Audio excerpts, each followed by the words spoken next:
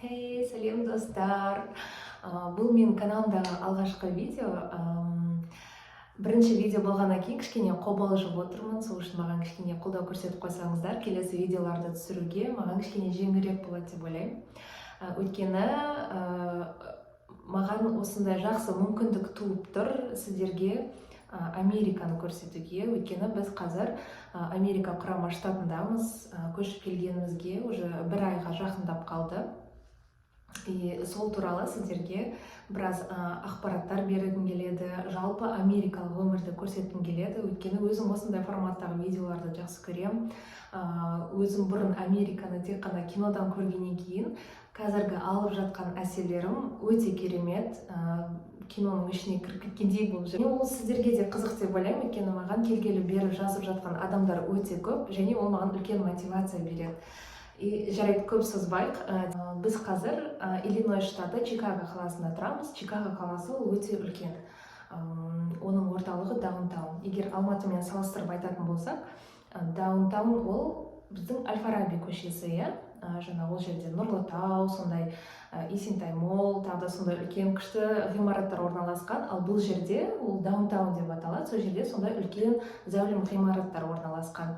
Ал қалған жақтары, яғни бізде Алматыда райондар деп айтады ғой, мысалға Саяхат, Сайран, Каменка деген сияқты. И бұл жерде тоже сондай атаулары бар. И біздің тұратын жеріміз Дисплейнс деп аталады.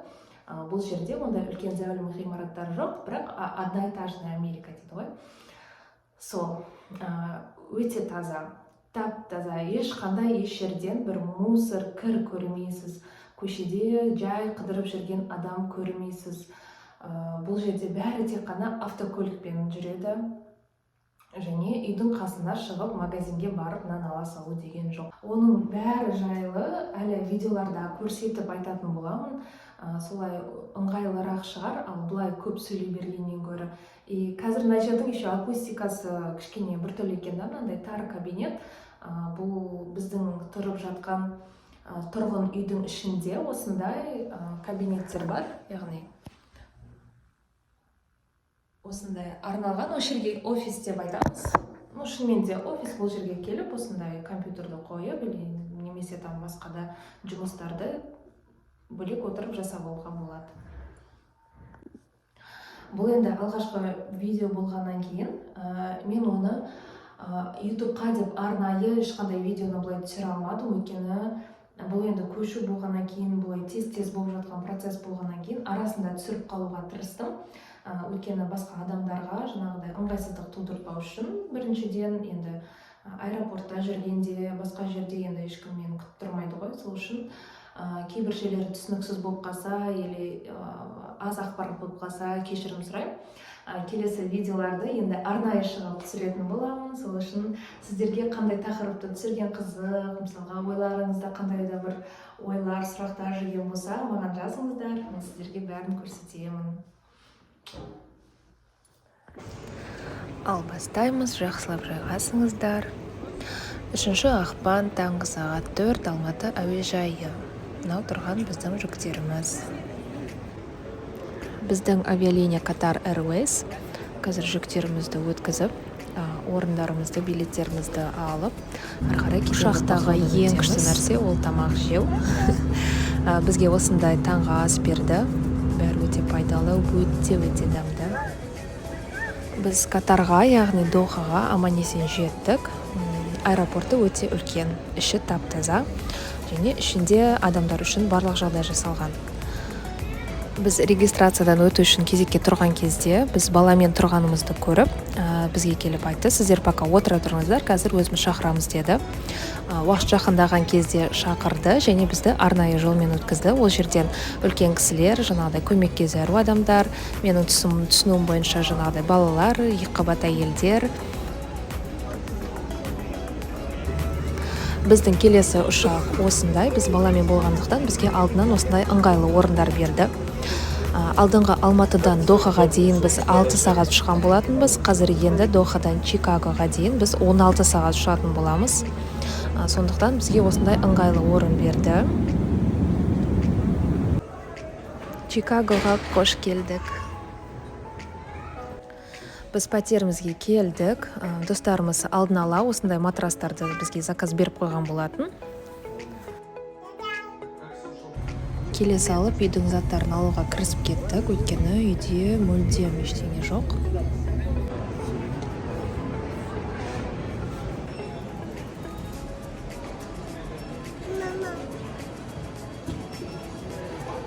IKEA өте үлкен, ішінде кассалар көп, үйге керек заттардың біразын алдық.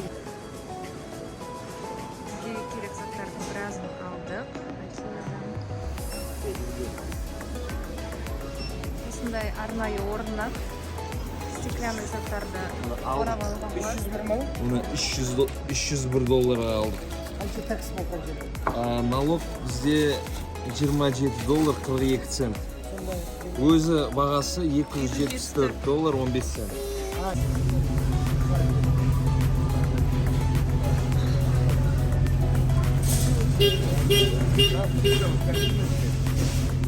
Не более. Біздің пәтер жаңа болғандықтан ішінде мүлдем мебель жоқ деп айтуға болады. Өйткені тек қана мына кухонная столешница, кухонный шкафтар, холодильник, газ плита, микроволновка, стиралка, сушилка. Тек қана сондай үлкен техника ғана бар, ал қалған кіші техника және ыдыс-аяқ ондай мүлдем ештеме жоқ. Сондықтан керек заттың бәрін біз өзіміз барып алып жатырмыз. Маркеттерге бардық, IKEA-ға бардық, IKEA-дан детский стульчик алдық. Және де қалған таппаған заттарымызды Амазоннан заказ беріп жатырмыз. Бірінші берген заказымыз келді. Қазір көрсетем. Амазоннан подгузники заказ берген болатынбыз. Қазір соны алуға бара жатырмыз.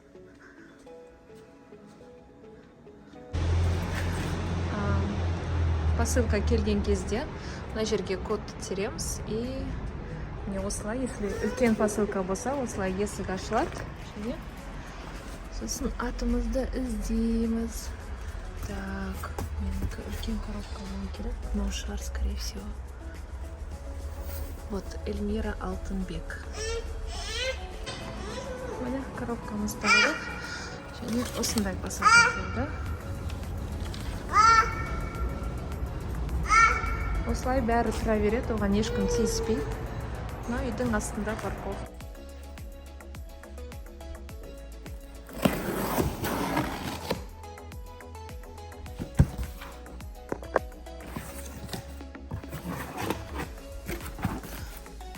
Міне коробканың ішіне осылай салып жүреді. Даже мысалға мынау жай ғана жұмсақ зат қой, бұл даже сынбайды, ештеңе болмайды. Соның өзіне осындай пакетке салып жүреді. Пакеттер. Айтпақшы, мынандай коробкаларды бүйтіп далаға шығарып тастауға болмайды. Біз, например, аламыз да ішіне мусорды толтырып осы коробкасымен шығара саламыз ғой. Мұндай мүлдем жоқ. Бізге целый қағаз берді инструкциясымен қалай мусорды сортировать ету керек екенін. И получается, осы коробканы алып, қайшымен кезіп, определенный бөліктерге бөліп, сөйтіп пакетке салып шығару керек. Мусор шығару это вообще отдельная тема, ол туралы бөлек тағы видео түсірем. Бүгін бізге Social Security number келді. Және біз шай ішетін ыдыс заказ берген болатынбыз. Бүгін келді. Бұл жерде қызығы посылканы есіктің сыртына қалдырып кетеді. Болды.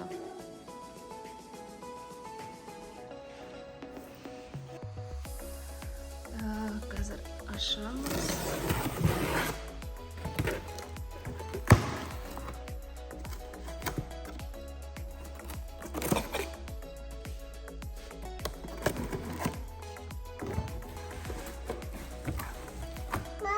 Қашқашылай, отойди.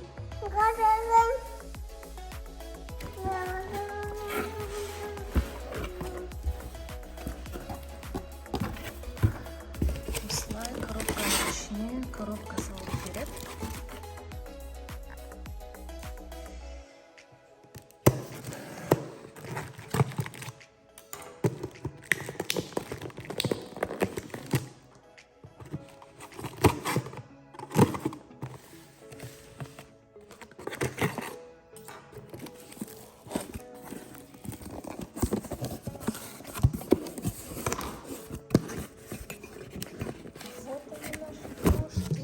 әдемі.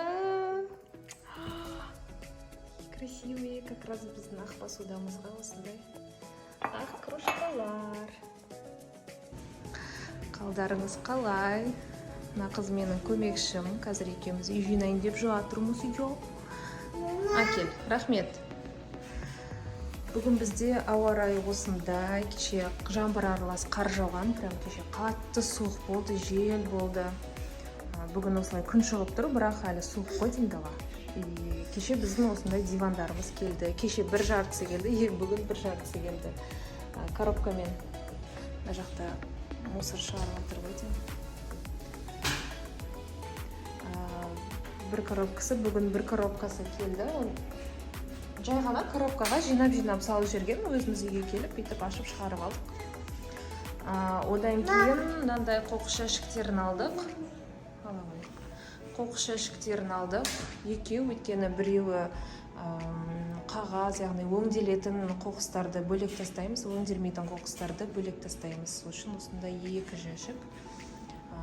Одан кейін осындай шай ішетін орындықтарымыз келді. Наконец-то біз 2 апта бойы үйде мүлдем отыратын нәрсе болған жоқ. Біз тұрып тұратын, біз тамақ ішкенде, шай ішкенде сол осындай абсолютно бос үй болған ғой.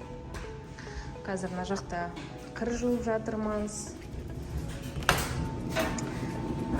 Кептіріп жатыр. Үстінде сушилка, астында кір жуатын кір жуғыш машина. Біздің аяқ киім қоятын полкамыз келді. Қазір соны жинап жатырмыз.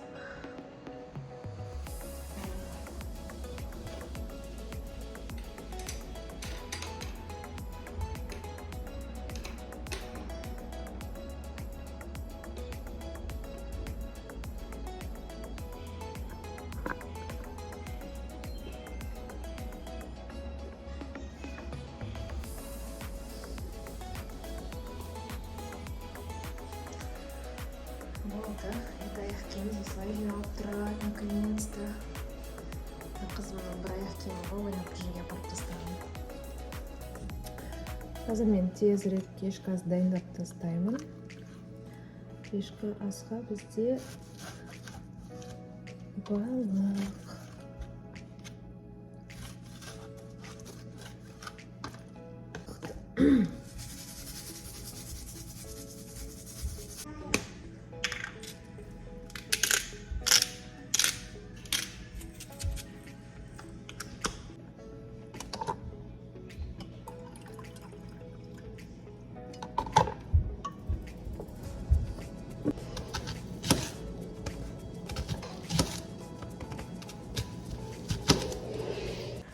Балық жабыспау үшін мен бірінші осылай пиязды қойып шығамын да. Оның үстіне осылай балықты қоямын.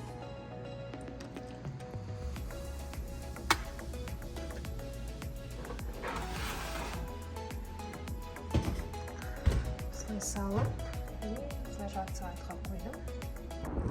Үйдің қасындағы көлге келдік.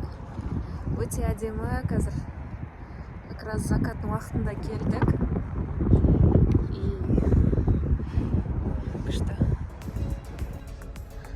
Қазір собой кофе алып келді. Welcome to Starbucks. What can I get for you? Hello, can I get the small size latte with 2 rose sugar? Anything else, brother? And you have the lemonade? I saw the purple lemonade. Show me please the first slide. This one, right. And what size? The medium. Thank you.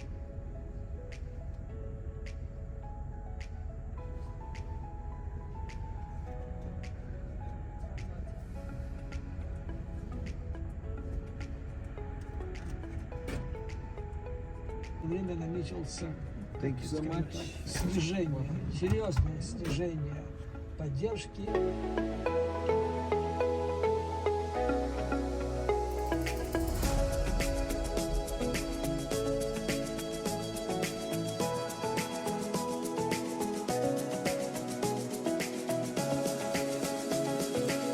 What is inside?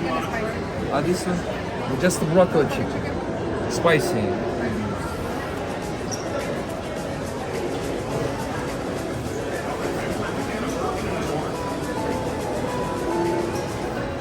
Попить? Something to drink? Yes, 1 second.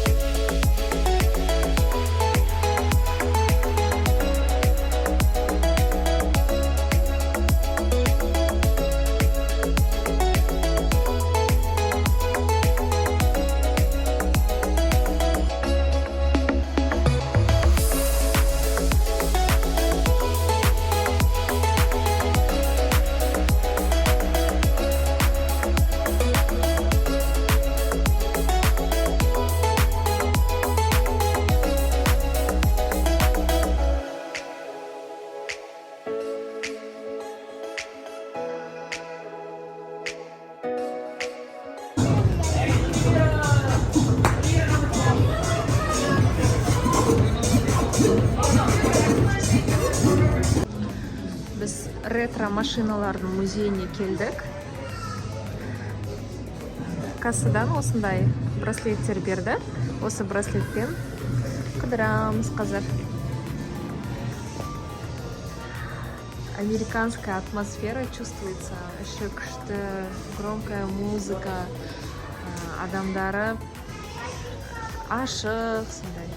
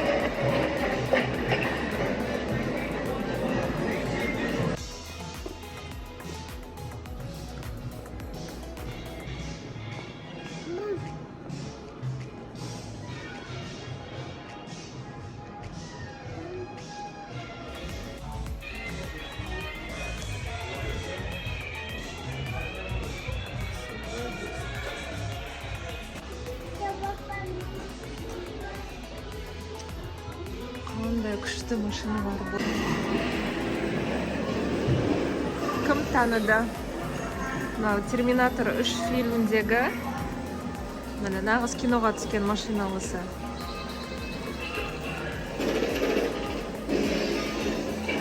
Within 20 years. But struggling Americans love their trailers. They enable people to get away from it all. Money. An RV can be yours starting from $395. 1932 жылғы, сонда 32 жылы In осындай 1931, Sherman автобустар sells болған ғой. 117. 5 years Қалай later, ойлап his шығарған сол company is кезде. producing 1,000 a month. Мысалға мына Each көлік equipped with conveniences like backup, 1928 жылы. and even iceboxes. Қазір бізде дом находится. Top-of-the-line Деп models айтады ғой. feature a telephone intercom, Міне солар huge осы chauffeur, кезде шығып бастаған. Біз әлі жете алмай жүрміз сол. Осындай болған ғой. Мұражайдың бәрін аралап шықтық. Қазір енді пицца жеуге келдік. Өте керемет, жақсы әсер алдық. Кәдімгі нағыз Америкада жүргенімді сезіледі. Кинода көрген заттың бәрін осы мұражайдың ішінен көріп шықтық. Мен өзім негізі 50-60 жылдардағы киноларды жақсы көремін.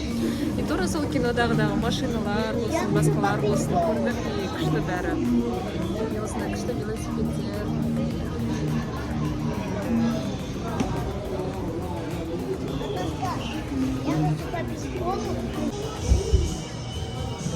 Осындай американская пицца. Енді осындай динозаврларды көруге келдік. Күшті жасалған.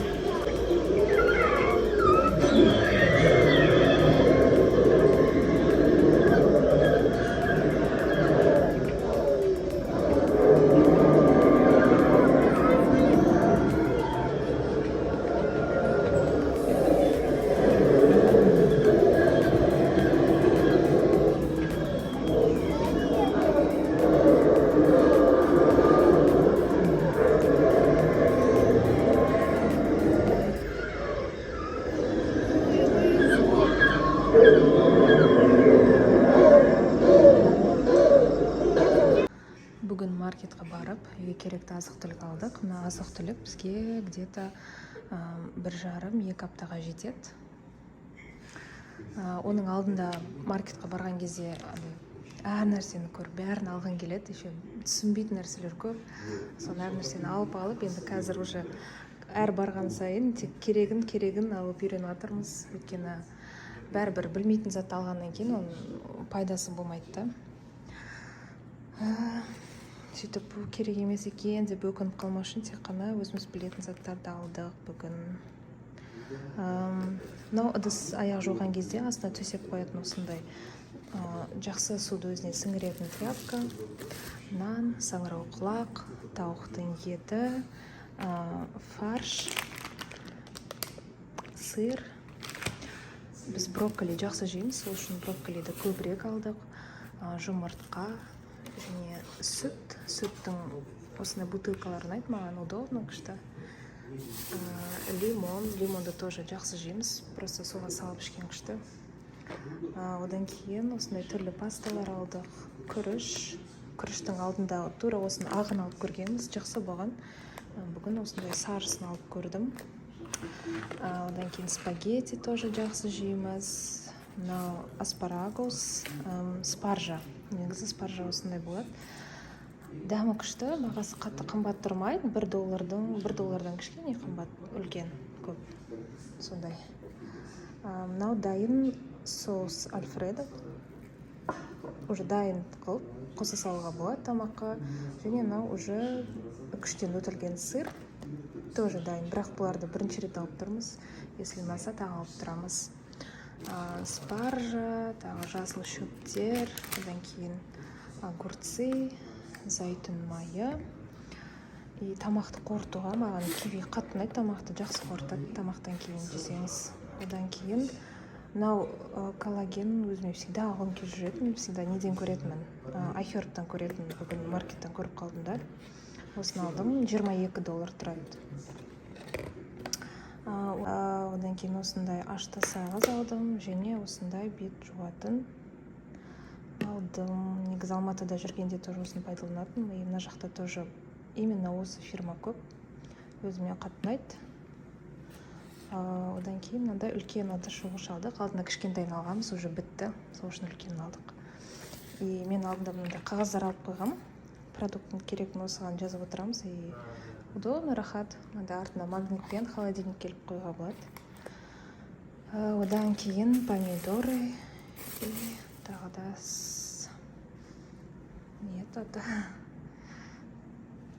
міне осы. Одан кейін осындай үлкен банк алдық. Мына жерде шамамен 5 литр бар шығар, 3 литр бар шығар, 4 литр, может 5 литр. Суды қайнатып, осыған құйып ішеміз, өйткені бәрібір бутылочный су болсын, кранный су болсын, бір түрлі ішкен. Сол үшін суды все-таки қайнатып ішетін болдық. Айтпақшы мынаны айтам деп кеттім ғой. Осындай үлкен, ішінде 60 штук бар екен. Қағаз стакандары, өзімен бірге кофені құйып алып, бір жерге шыққан кезде алып шығуға. Өйткені бұл жерде былай жаяу жүріп кіре салу деген жоқ. Кез келген жерге машинамен бару керек. Даже кофе алған келсе, ол іздеп жүру керек. Сол үшін бүгінге осы. Менімен болғандарыңызға рахмет. Келесі кездескенше.